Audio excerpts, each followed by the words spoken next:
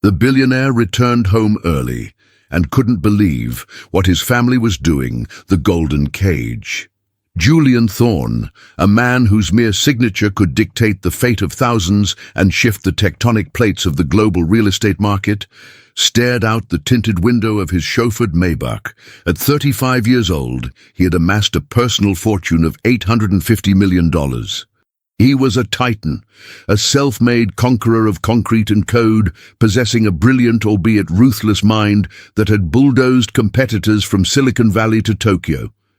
He was returning to his sprawling, ultra-luxurious estate in Lake Forest, Illinois, a full 24 hours ahead of schedule. The Tokyo acquisition had concluded faster than anticipated, mostly because Julian had grown bored of the negotiations and delivered an ultimatum that left the Japanese executives scrambling to sign. He was powerful, uncompromising, and deeply arrogant. In his world, there was only one absolute rule: Julian Thorne was always in control. The sleek vehicle glided silently up the winding, meticulously manicured driveway of his 20,000-square-foot mansion. The estate was a monument to his success, a modern fortress of glass, steel, and imported Italian stone, surrounded by acres of private woodland. As the car came to a gentle halt in front of the massive oak double doors, Julian smoothed the lapels of his sharp royal blue tailored suit. He adjusted his crimson-red tie, a bold slash of color against his crisp white shirt, and checked his reflection in the dark window. Every detail of his appearance was calculated, immaculate, and undeniably expensive. From the perfect cut of his jacket to the mirror-like shine of his polished shoes, he was the picture of unyielding authority. Yet as he approached the grand entrance of his home, a subtle shift occurred in his demeanor. The ruthless billionaire softened just a fraction, replaced by the weary son of Eleanor and Samuel Thorne. He had moved his elderly parents into this palatial estate 5 years ago, pulling them out of the modest, aging brick home in the south side of Chicago, where he had grown up. Julian viewed this act as his ultimate triumph. He had conquered the world so that his parents would never have to lift a finger again. He provided them with an unlimited allowance, a staff of private chefs and housekeepers, and a life of absolute, frictionless luxury. But in his pursuit of providing everything, Julian had inadvertently provided nothing of true substance. He viewed Eleanor and Samuel not as the formidable, wise individuals who had raised him, but as fragile artifacts of his past that needed to be preserved under glass. He patronized them, assuming their minds were as slow as their aging bodies. He never discussed his business with them, believing the complexities of billion-dollar mergers would simply overwhelm their simple, working-class sensibilities. He loved them deeply, but he respected them very little. They were, in his mind, dependents living in a beautiful golden cage he had built with his own 2 hands. Julian placed his hand on the biometric scanner beside the front door. A soft chime echoed, and the heavy lock clicked open. He stepped into the grand foyer, expecting the usual quiet afternoon routine. It was 4:30 in the afternoon, a time when the house was typically bathed in the tranquil silence of his parents taking their afternoon rest or watching daytime television in the East Wing. He waved off his personal assistant, instructing him to leave the luggage in the foyer and take the rest of the day off. Julian wanted a moment of absolute peace before the relentless demands of his empire began to pull at him again. He walked slowly across the polished marble floors, his footsteps echoing softly in the cavernous hallway. The house was unnervingly quiet. He bypassed the main living room, glancing briefly at the empty custom-made sofas. He checked the conservatory, empty. He checked the private cinema, dark. A slight frown creased Julian's forehead. It was unusual for both of them to be entirely unaccounted for at this hour. Usually, Samuel would be reading a newspaper in the sunroom, or Eleanor would be instructing the gardener on how to properly tend to the hydrangeas. As he ventured deeper into the opulent maze of the first floor, moving toward the formal dining room, a room designed for massive state dinners and corporate galas, rarely used by his parents. He noticed a warm, golden light spilling out from the open doorway. It was a soft, cinematic illumination, casting long, elegant shadows across the hallway floor. The afternoon sun was setting, its rays filtering perfectly through the massive floor-to-ceiling windows of the dining room, mixing with the glow of the crystal chandelier that had been unexpectedly turned on. Julian's curiosity piqued. He adjusted his suit jacket, his hands casually slipping into his pockets as he approached the open doorway. He expected to find a housekeeper polishing the silver, or perhaps his father, simply sitting alone, admiring the architecture. But as he stood near the threshold, watching attentively from the shadows of the hall, the scene that unfolded before his eyes shattered his reality into a million jagged pieces. The room of secrets. Julian stopped dead in his tracks. He did not blink. He did not breathe. He stood perfectly still in the open doorway, his tall, confident frame completely paralyzed by the sheer impossibility of the tableau in front of him. The dining room was a masterpiece of classic decor, dripping with wealth. The warm, golden lighting enveloped the space in a luxurious atmosphere, reflecting off the polished mahogany panels and the magnificent large round marble table that dominated the center of the room. Soft afternoon sunlight poured through the grand windows, catching the floating dust motes and giving the entire room a hyper-realistic, highly detailed, almost dreamlike quality. Sitting closely together at that massive marble table were his parents. But they were not sipping tea, nor were they playing cards. His mother, Eleanor, looked exactly as she always did, the picture of kind, elderly grace. She was in her late 70s, her silver-grey hair pulled back into a neat, elegant bun. She wore a simple, light beige floral blouse that contrasted sharply with the extravagant surroundings, and small, tasteful pearl earrings rested on her earlobes. But the gentle, fragile woman Julian thought he knew was entirely absent. In her right hand, she wielded a gold fountain pen with the precision of a master surgeon, her eyes narrowed in intense, sharp concentration as she carefully, rapidly wrote on a massive stack of complex, heavily redacted financial documents. In her left hand, she casually gripped a thick, heavy stack of US dollar bills, holding it as if it were nothing more than a scrap of grocery paper. Next to her sat his father, Samuel, in his early 80s. The dignified, quiet man with short grey hair and a meticulously trimmed white beard wore his usual comfortable brown cardigan sweater over a crisp white shirt, his reading glasses perched low on his nose. Samuel's expression was one of absolute, unshakable focus. His weathered, strong hands that Julian only remembered holding wrenches and steering wheels, were moving with terrifying speed and dexterity. He was holding, counting, and organizing thick bundles of cash. Julian's eyes slowly tracked from his parents down to the surface of the large, round marble table.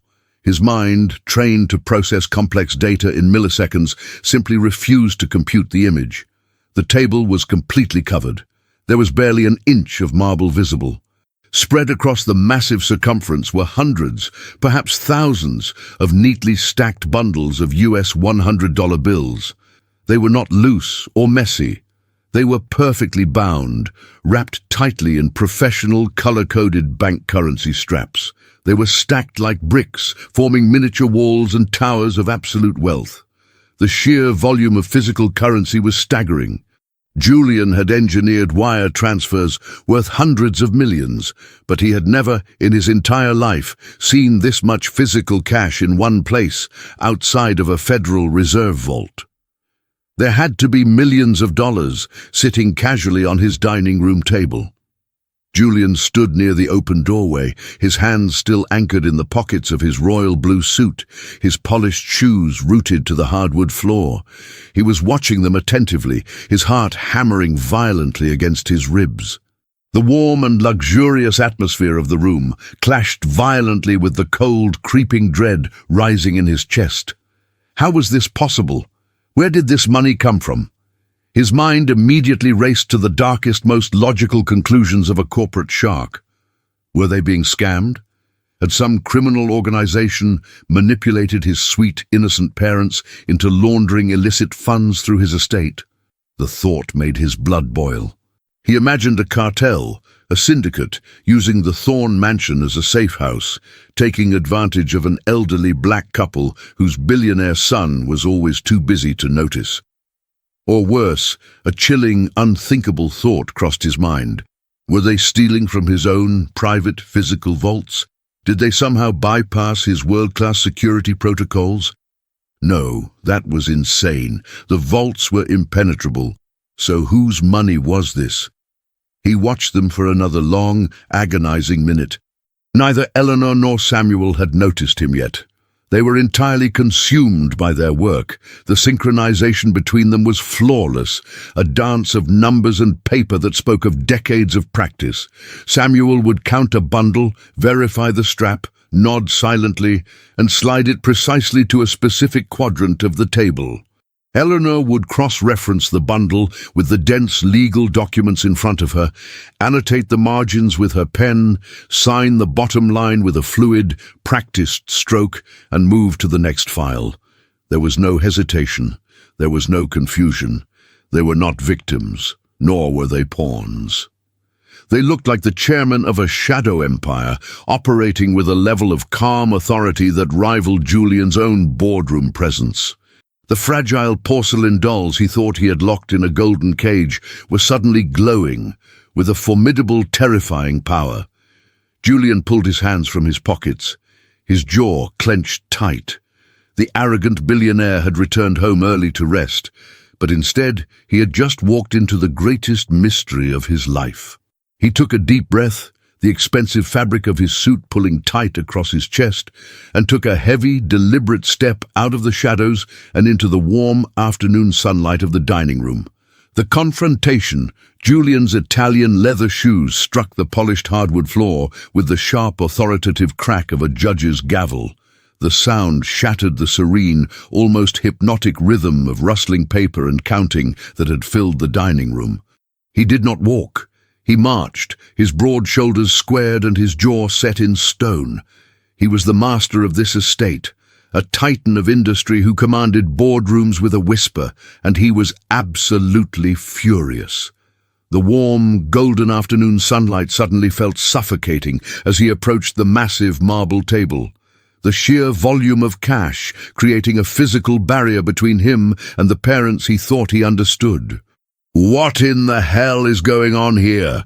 Julian demanded, his voice a low, dangerous baritone that usually sent his executives running for cover. It echoed off the mahogany walls, breaking the tranquil atmosphere of the room. Samuel paused. He did not jump, nor did he look startled. He simply stopped his thumbs, which had been expertly flicking through a thick bundle of $100 bills. He held the half-counted stack in his left hand, slowly lifted his head, and looked at his son. Eleanor, however, did not even pause. Her gold fountain pen continued to glide across the heavily redacted financial document with elegant, unbroken cursive. She finished her signature, carefully dotted an I, and then meticulously placed the cap back onto the pen with a soft, metallic click. Only then did she look up, her dark eyes calm and entirely unbothered by her son's sudden explosive entrance. "Hello, Julian," Eleanor said smoothly, her voice carrying the gentle but unyielding authority of a mother who had disciplined him when he was nothing more than a scraped-knee boy on the south side. "You are home early. Your assistant, Marcus, told me your flight from Tokyo wasn't scheduled to land until tomorrow morning." "Forget my flight," Julian snapped, stepping closer, his eyes darting frantically across the mountains of cash. He reached out and grabbed a bundle of hundreds, his fingers gripping the tight professional banking strap. "I asked you a question. What is this? Who brought this into my house? Are you in trouble?" Samuel let out a long, slow sigh. He carefully placed his bundle of cash down on the marble, aligning its edges perfectly with the stack next to it. He reached up and slowly removed his reading glasses, rubbing the bridge of his nose before pulling a small microfiber cloth from his cardigan pocket to clean the lenses. The deliberate, unhurried nature of his movements infuriated Julian further. "Nobody brought anything into your house that doesn't belong here, son," Samuel replied, his voice rich, deep, and grounded. "And we are certainly not in trouble." "Don't play games with me, Dad!" Julian's voice rose, the panic of losing control bleeding into his arrogant facade. "This is easily $3, maybe $4 million in untraceable physical cash, sitting on a dining room table. People don't just have this kind of money lying around unless they are doing something illegal, or someone is forcing them to hold it."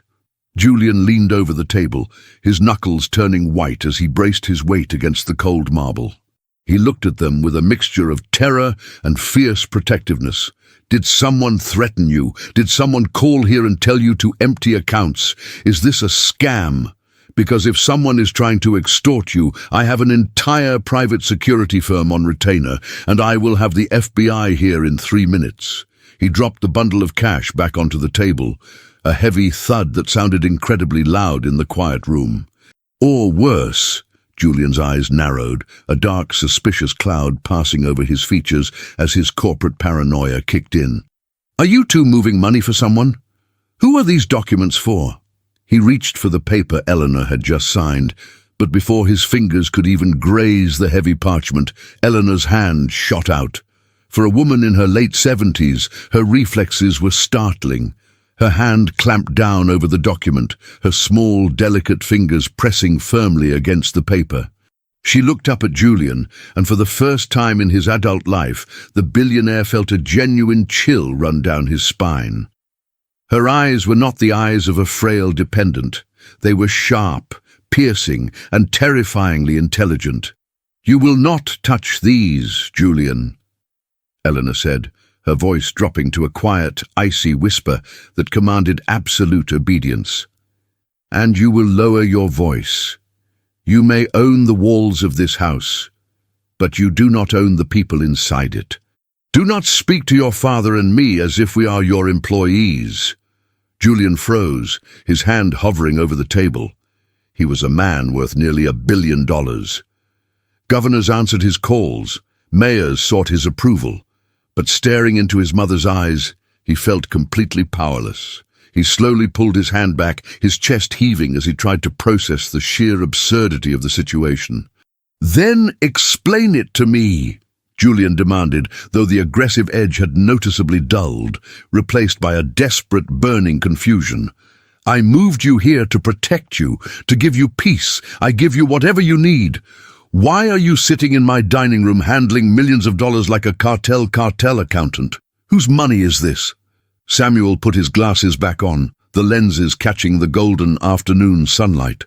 He looked at Eleanor, a silent communication passing between them, a look of mutual understanding, a shared secret that had spanned decades.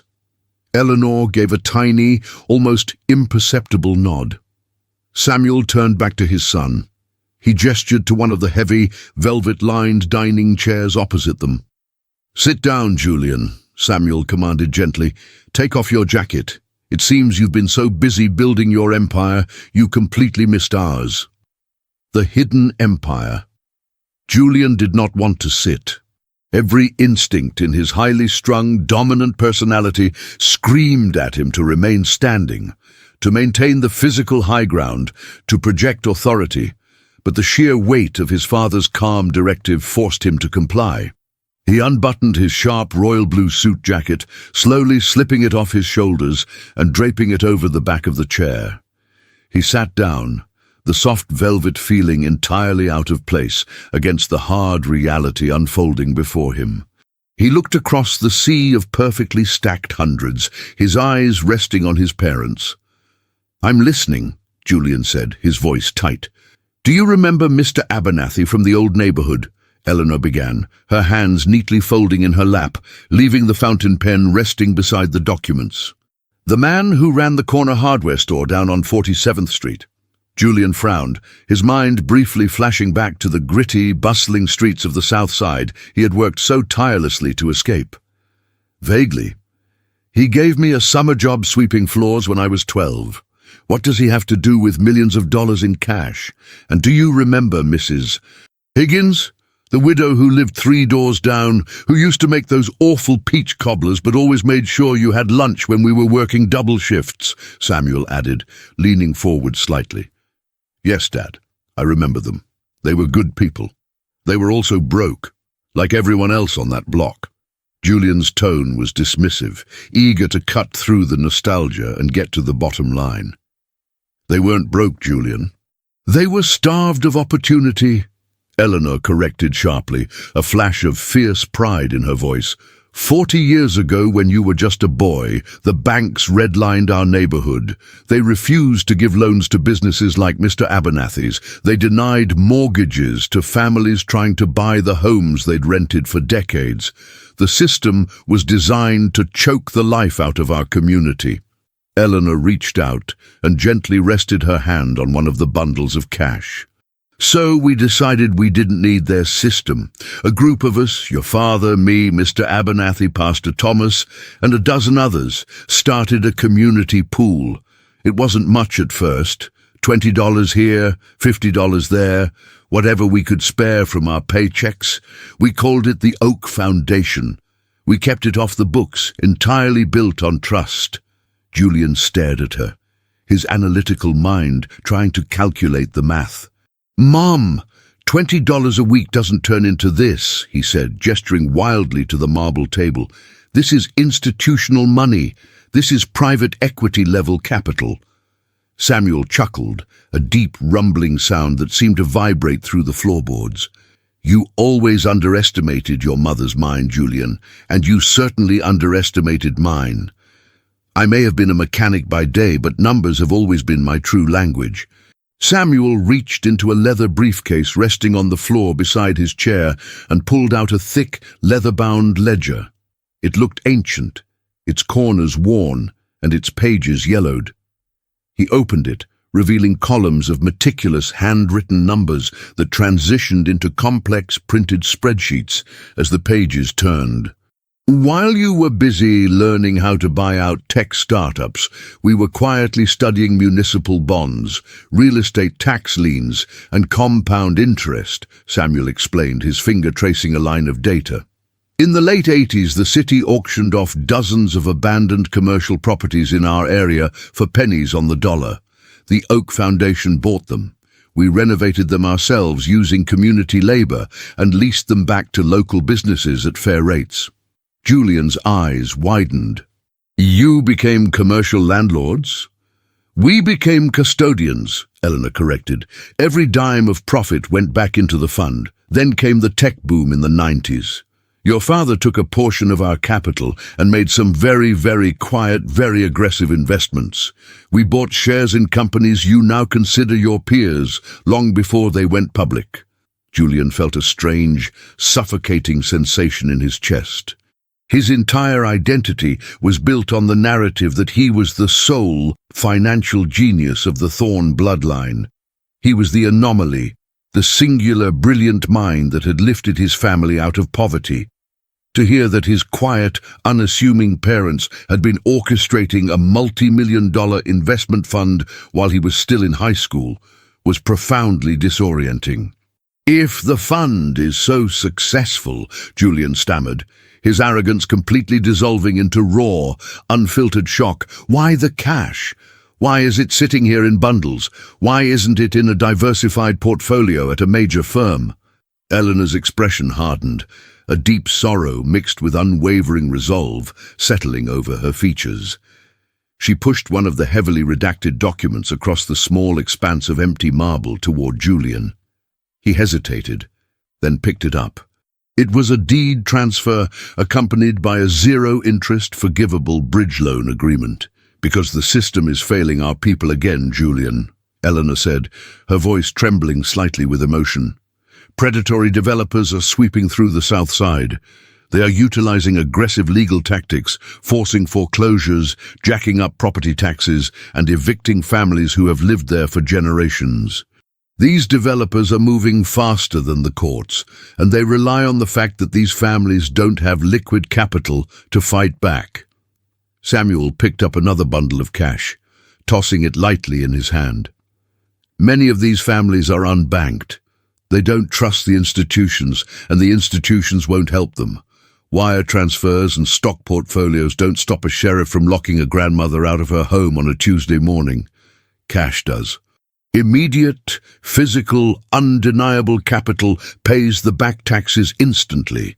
It pays the predatory liens. It buys them the time they need. Julian stared at the document in his hand. He looked at the names, the addresses. He recognized the street names. He recognized the desperation encoded in the legal jargon. His parents weren't laundering money. They were executing a massive, highly organized financial rescue mission. The Oak Foundation matured, Samuel continued, his voice steady.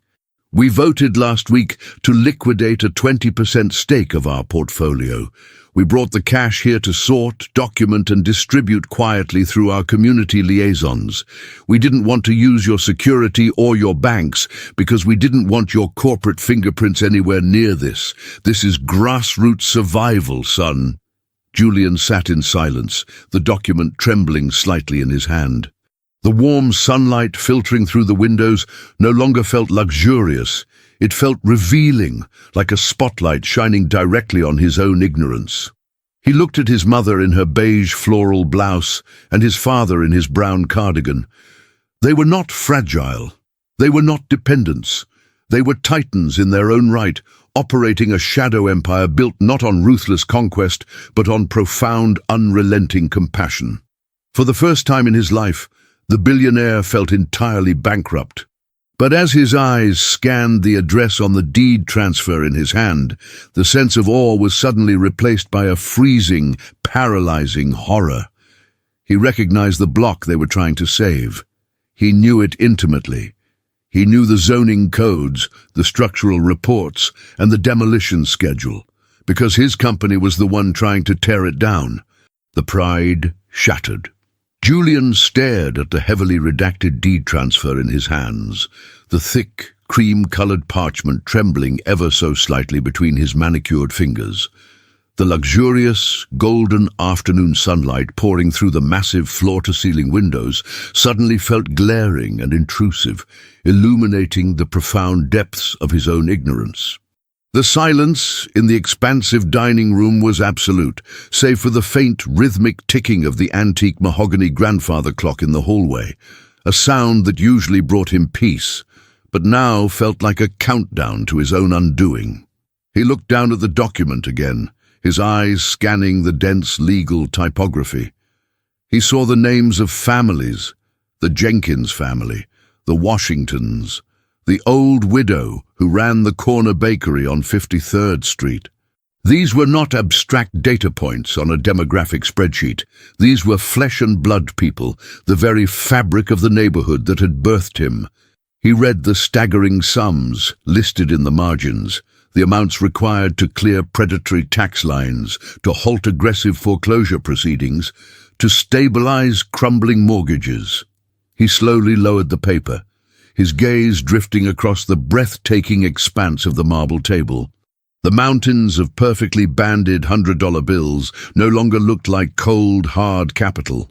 They looked like lifeblood. They looked like salvation. How many? Julian asked, his voice barely a whisper, stripped entirely of its usual commanding baritone. He swallowed hard, the expensive silk of his crimson tie suddenly feeling like a noose around his throat. How many families has the Oak Foundation saved? Eleanor set her gold fountain pen down on the table, the metallic click echoing sharply in the quiet room. She looked at her son, her dark eyes softening just a fraction, recognizing the crumbling walls of his monumental ego. Over the past 40 years, Julian, hundreds, perhaps over 1,000. We stopped counting the individuals and started looking at the blocks. We stabilize entire streets. We buy the commercial spaces and keep the rent frozen so the local grocers and pharmacies don't get pushed out by high-end boutiques that our people cannot afford. Samuel leaned back in his velvet-lined chair, his strong, weathered hands resting comfortably on his brown cardigan.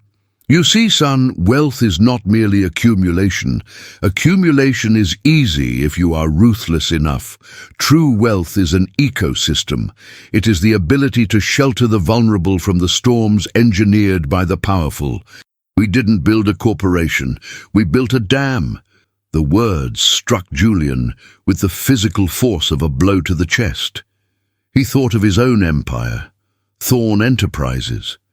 He thought of the billions he had generated by acquiring distressed assets, liquidating the unprofitable divisions, and flipping the real estate for luxury developments. His entire business model, the very foundation of his $850 million net worth, was built on the precise kind of systemic displacement his parents were dedicating their lives to fighting. A burning, suffocating wave of shame washed over him. It started in his chest and radiated outward, turning his face hot. He had spent the last 5 years treating his parents like delicate porcelain dolls. He had moved them into this 20,000 square foot fortress of glass and stone, believing he had elevated them, assuming they needed his protection from the harsh realities of the world. He had given them a black card with an unlimited balance, a staff to cater to their every whim, and he had patted himself on the back for being the ultimate provider. The allowance, Julian murmured, the realization dawning on him with sickening clarity. The monthly deposits I put into your personal accounts, the hundreds of thousands of dollars. We never spent a dime on ourselves, Julian, Eleanor said gently, though the truth of her words cut deep. You provide everything we could ever physically need in this beautiful home. The food, the shelter, the medical care. We are deeply grateful for your generosity, but we did not need the capital for our comfort. Every dollar you transferred to us was immediately diverted into the Oak Foundation's liquidity pool. Your money helped build the clinic on 47th Street. Your money kept the community center open when the city cut their funding. Julian closed his eyes, leaning heavily against the back of his chair. He was not the brilliant, solitary titan he believed himself to be. He was just a small piece of a much larger, much more profound puzzle that his parents had been quietly assembling for decades. They had allowed him to play the role of the arrogant, benevolent patriarch because they knew his ego demanded it, all while they operated a shadow empire of compassion right under his nose. His pride was utterly shattered, ground into dust by the quiet, unyielding dignity of the elderly black couple sitting across from him. The conflict of interest. Julian opened his eyes, forcing himself to look back at the deed transfer resting on his lap. He needed to focus on the logistics. He needed to understand the exact mechanics of the war his parents were fighting, if only to distract himself from the devastating emotional revelation of their secret lives. He picked up the document and began reading the finer details, his mind automatically shifting back into the analytical framework of a billionaire CEO. He looked at the opposing counsel, the entities aggressively pushing for the foreclosures that the Oak Foundation was trying to block with this massive deployment of physical cash. His eyes scanned the plaintiff line. Cressment Holdings, LLC. Julian stopped breathing. The blood in his veins turned to absolute ice. The warm, luxurious atmosphere of the dining room instantly vanished, replaced by a cold, sterile ringing in his ears. He blinked, staring at the letters, praying to any god that would listen that his eyes were deceiving him. Cressment Holdings, LLC. Mom, Julian said, his voice completely devoid of emotion, a flat, mechanical sound. He pointed a trembling finger at the legal header. This company, the one forcing the evictions on this block, Cressment Holdings, tell me about them. Samuel let out a low, bitter scoff, the sound devoid of his usual warmth. He reached out and tapped a bundle of $100 bills. They are a ghost, a faceless, ruthless corporate machine operating through a dozen shell companies. They moved into the South Side about a year ago. They don't negotiate. They don't send representatives to community board meetings. They just use algorithms to identify properties with vulnerable tax histories, buy the debt, and unleash an army of lawyers to crush the homeowners before they can even understand the paperwork. Eleanor's face hardened, a fierce, protective anger flashing in her dark eyes. They are the worst kind of predators, Julian. They aren't just trying to buy a few houses. They are trying to clear-cut a 10-block radius. They want to bulldoze the entire historical footprint of our neighborhood to build high-rise luxury condominiums and commercial plazas. They are trying to erase our history. Julian felt physically ill. The magnificent crystal chandelier above them seemed to sway, casting distorted, mocking shadows across the millions of dollars stacked on the marble. He knew exactly what Crestmont Holdings was trying to do. He knew the master plan. He had seen the blueprints. He had reviewed the projected profit margins, the zoning bypass strategies, and the algorithmic gentrification models. He knew all of it because he had personally approved it. Crestmont Holdings was not a ghost. It was a subsidiary of Thorne Enterprises. It was his company, his algorithm, his lawyers. The silence stretched between them, thick, heavy, and suffocating. Julian stared at the mountains of cash, the armor his parents had painstakingly forged to protect their community. He was looking at the war chest assembled to fight a monster, and the terrifying, undeniable truth was that he was the monster. "Julian?" Eleanor asked, her sharp instincts immediately picking up on the radical shift in her son's demeanor. She watched the color completely drain from his face, leaving his skin an ashen, sickly gray. "What is it? What's wrong?" Julian slowly placed the document back down on the table, exactly where he had picked it up. His hands were shaking violently now, the tremor traveling up his arms and settling deep in his chest.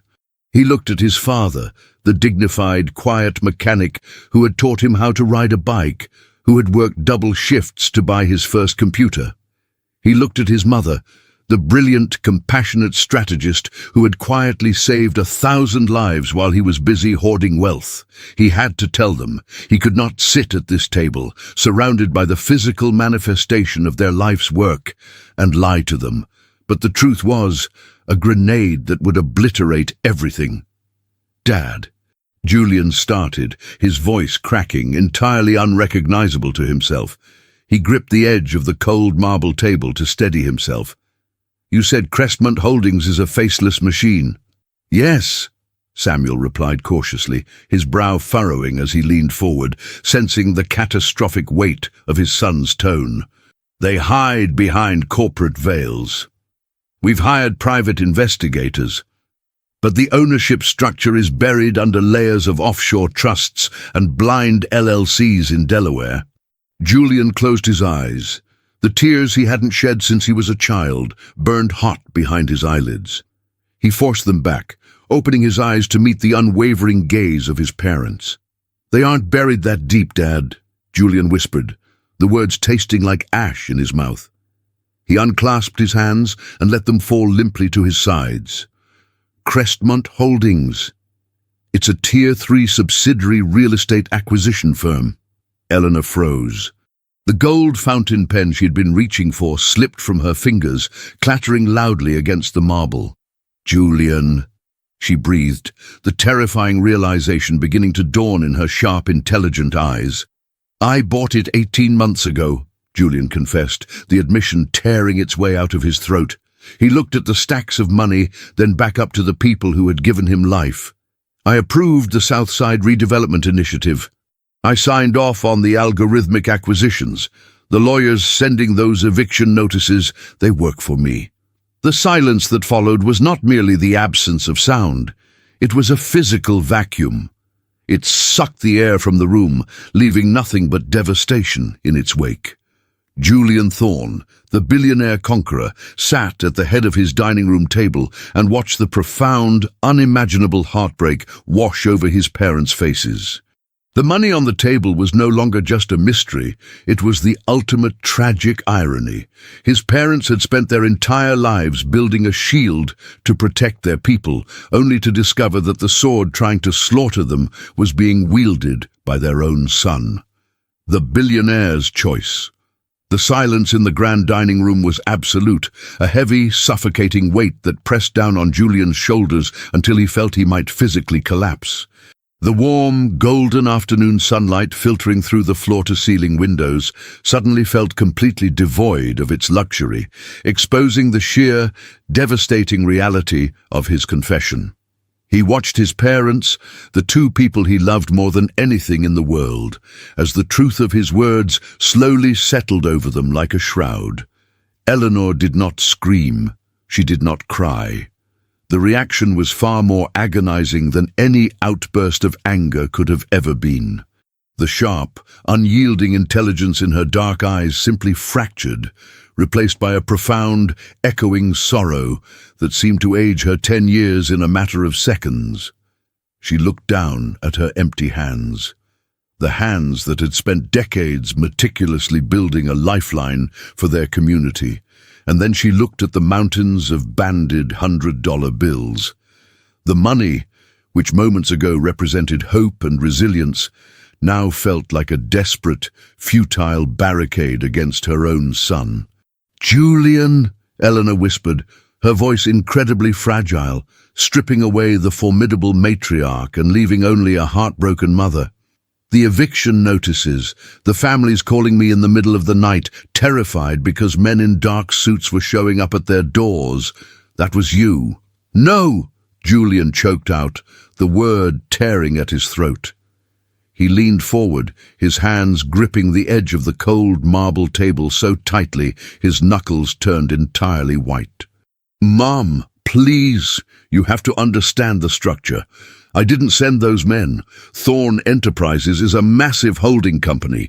Crestmont is a Tier 3 subsidiary.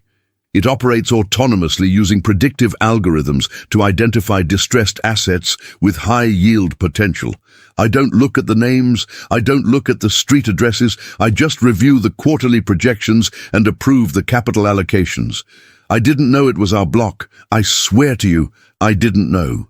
Samuel slowly closed his ancient, leather-bound ledger. The heavy thud of the cover falling shut sounded like a judge's gavel, sealing a final, inescapable verdict. He took off his reading glasses, carefully folded the arms, and placed them in the pocket of his brown cardigan.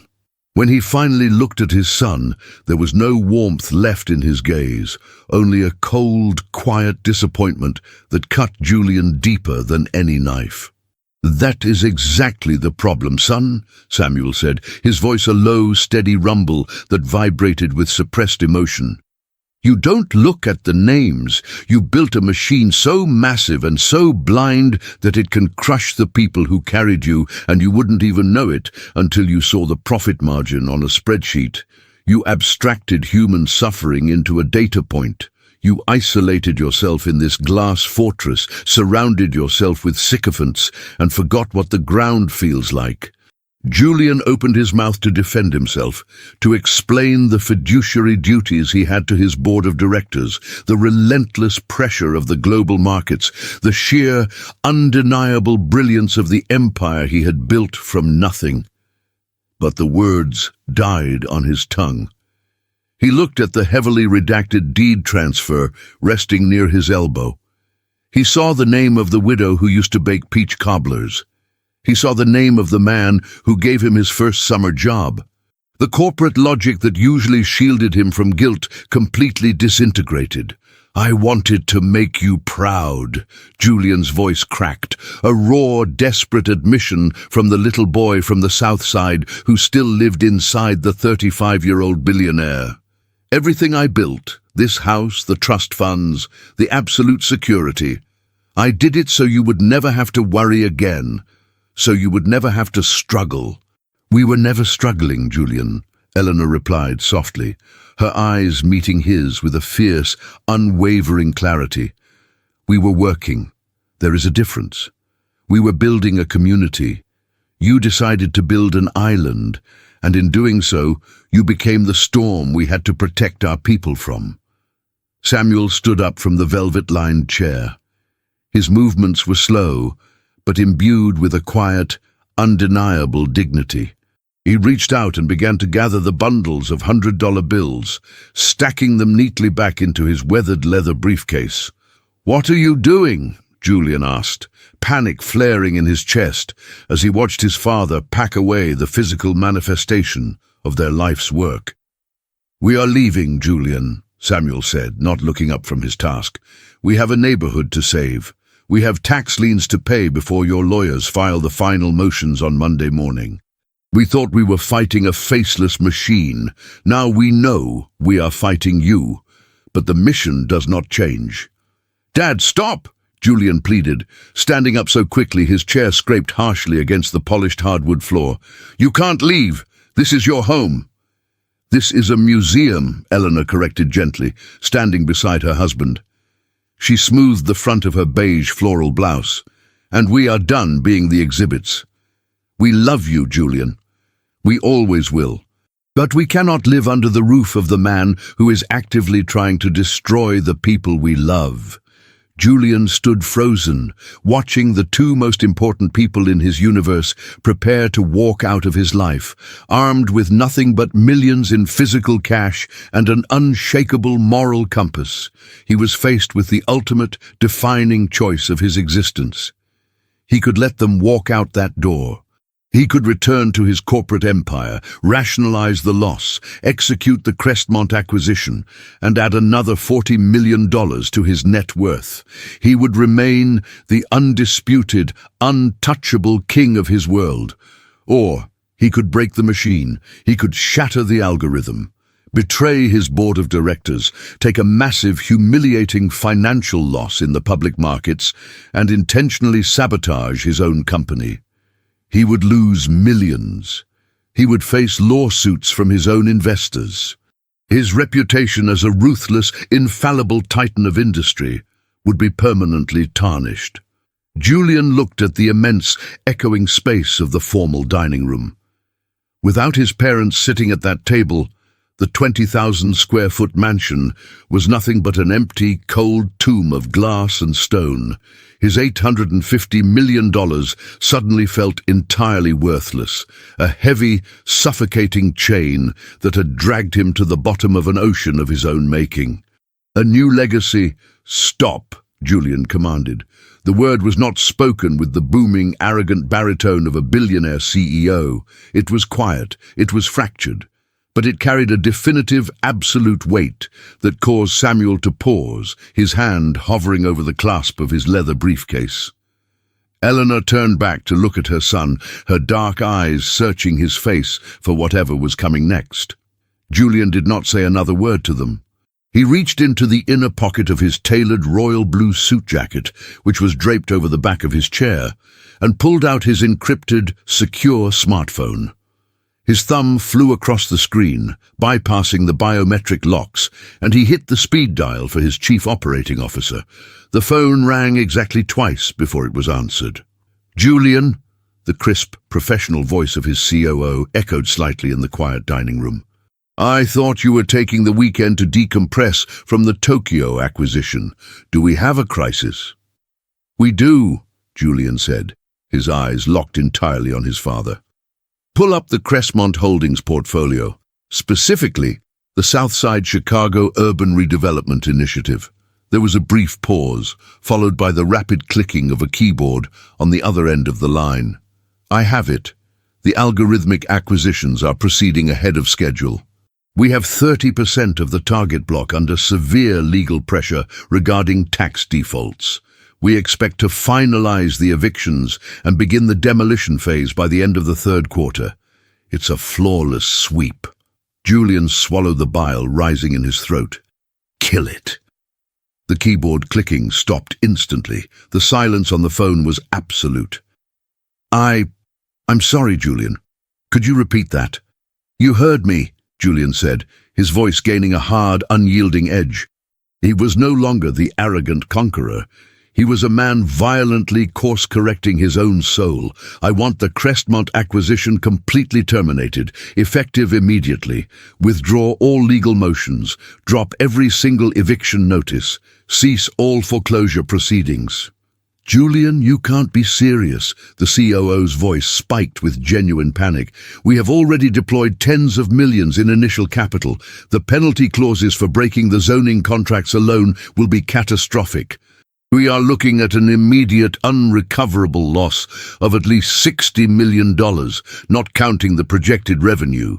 The board will lose their minds. They will demand an emergency hearing.